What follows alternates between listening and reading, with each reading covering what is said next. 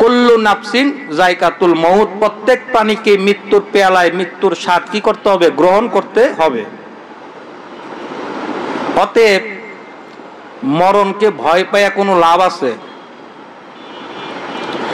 আপনি, আমি, আমরা বাঁচার জন্য কত না চেষ্টা করি, লক্ষ লক্ষ কোটি কোটি টাকা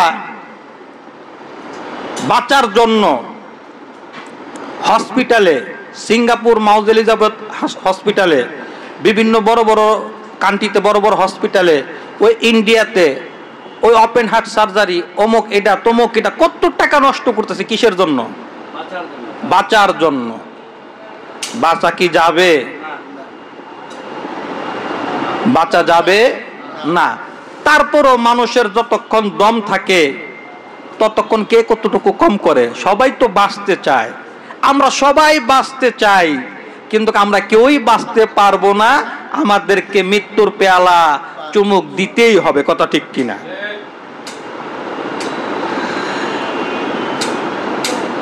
মরতে হবে, এটাই চির সত্য কথা। এই যে অক্সিজেন নিচ্ছি, হসপিটালে যান, একটা রোগীকে অক্সিজেন দিতে গেলে টাকা লাগে, লাগে কি লাগে না? এই অক্সিজেন শেষ হয়ে গেলে আবার একটা অক্সিজেনের বোতল আনা লাগে। তাকে ডাক্তার বলতেছে তাকে অক্সিজেন যতক্ষণ দিবেন ততক্ষণ সে একটু ঠিক থাকবে। আমরা তাকে বাঁচানোর জন্য হসপিটাল থেকে অক্সিজেন কিনা তাকে ব্যবহার করতেছি। এই যে সুস্থ আছি, আল্লাহর দেওয়ার নেয়ামত অক্সিজেন, আমরা যে আমি আপনি যে প্রতি শ্বাসে শ্বাসে নিচ্ছি ছাড়ছি, এটার জন্য আল্লাহকে কয় টাকা দিছি? আল্লাহ কয় টাকা চাইছে?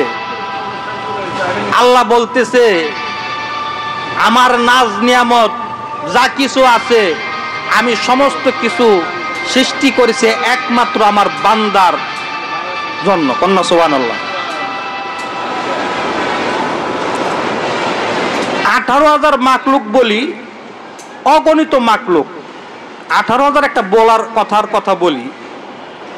আপনি এখন যদি ন্যাশনাল জিওগ্রাফি যদি খুলেন, ওই চ্যানেলে দেখবেন যে কত জাতের প্রাণী যে আছে এর আগে আপনি দেখেনি নাই। তাহলে 18,000 মাখলুক আমি আপনি আমরা বলি, জানি, শুনি, কিন্তু কত হাজার যে মাখলুক আছে, কত লক্ষ যে মাখলুক আছে, এটা আল্লাহ পাকই ভালো জানে, আমার আপনার জানার বাইরে। ভাই, এতগুলা প্রাণী, এত কিছু, এত গাছ, এত নদী নালা, এত মাছ, এত কিছু কার জন্য? একমাত্র বান্দাদের জন্য, কথা ঠিক কিনা? আর এই নাজ নিয়ামত আমি আপনি ভোগ করতেছি, তার জন্য তার বিনিময় আল্লাহকে কি দিছি? আল্লাহ কি কিছু চাইছে আমার আপনার কাছ থেকে? আল্লাহ আমার আপনার কাছ থেকে কিছুই চাই নাই।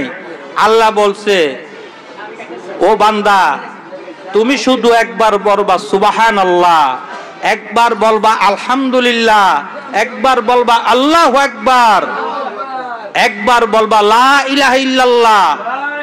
ও বান্দা, তুমি আমার কুদরতি পায়ে তোমার শির লুটায় দিয়ে বলবা সুবহানা রাব্বিয়াল আলা, সুবহানা রাব্বিয়াল আলা, সুবহানা রাব্বিয়াল আলা।